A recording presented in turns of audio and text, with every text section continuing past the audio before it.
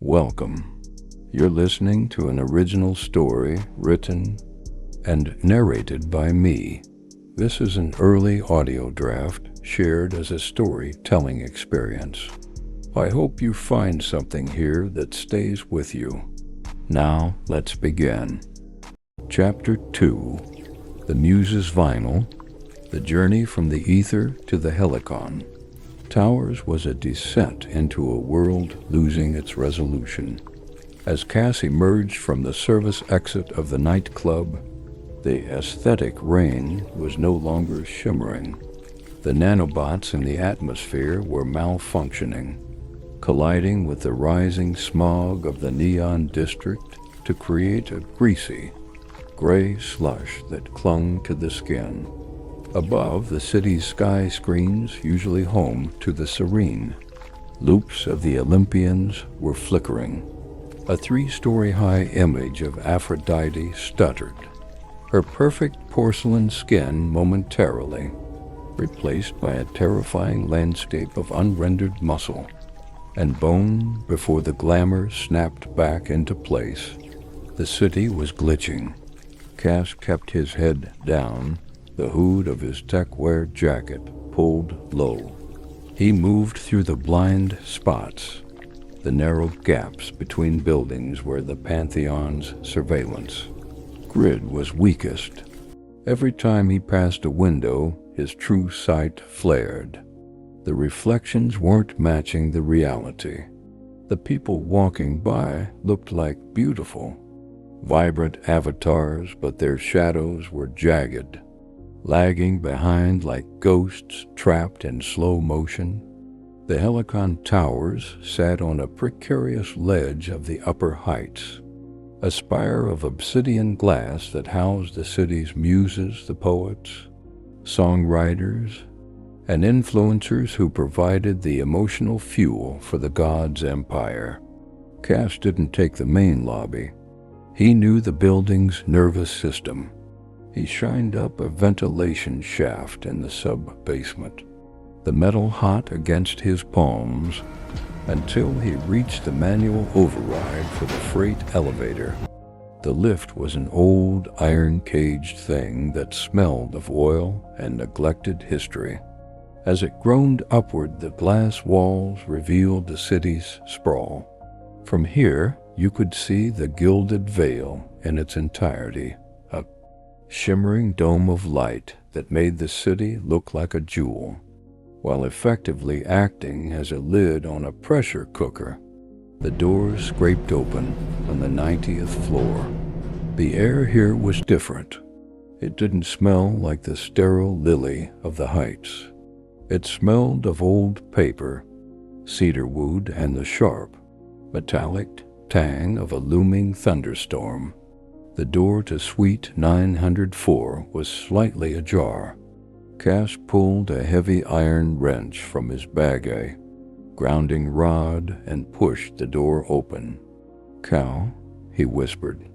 The penthouse was a sprawling, minimalist space, but it was filled with things no modern home should have. Stacks of physical, leather-bound books, charcoal sketches pinned to the walls, and in the center of the room, a massive, hand-cranked gramophone with a brass horn that looked like a blooming golden lily. Calliope was slumped over a mahogany desk in the corner.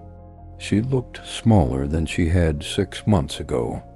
The Muse of Epic Poetry, once a woman whose voice could bring empires to their knees, now looked like a ghost made of parchment.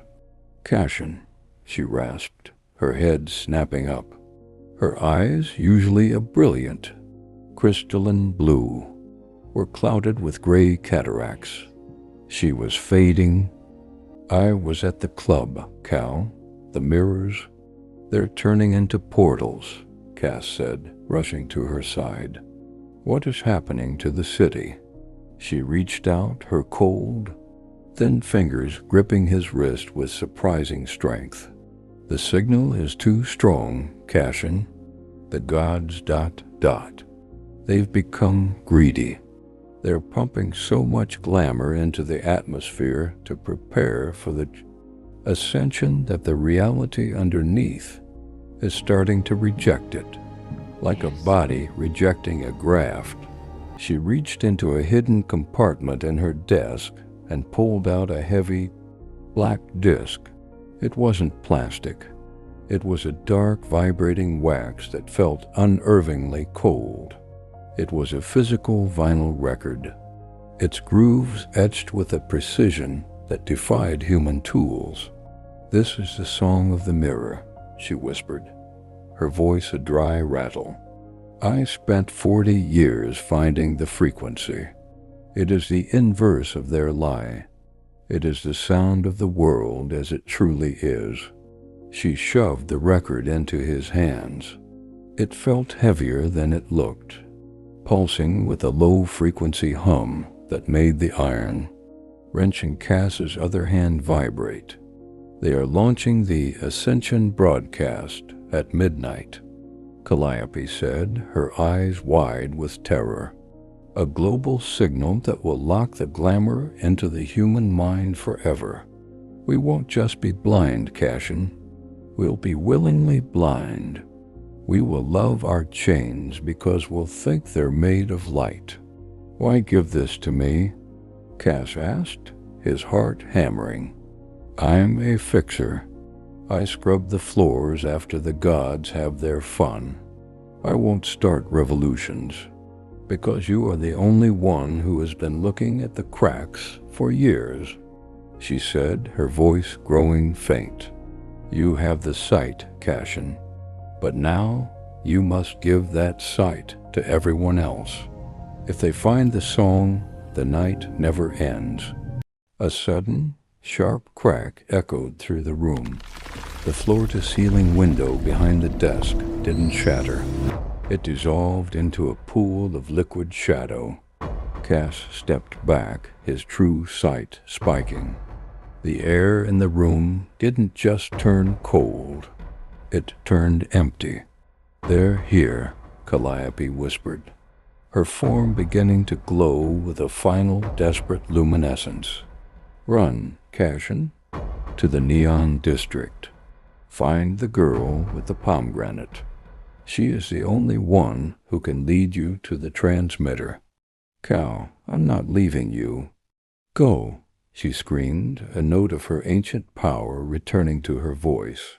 "The song is the only thing that matters now." She turned toward the shadow pool, her hands weaving a final, epic poem into a physical barrier of golden light as the first silver-clad figure began to emerge from the dark. Cass didn't look back. He tucked the record into his padded bag, grabbed his kit, and bolted for the balcony. He didn't have a plan, but he knew one thing. He couldn't let the gold win. Thank you for spending time with me. If you enjoyed this story, you're welcome to like, subscribe, or simply listen again. New chapters will continue this story and others like it. Take care and rest well.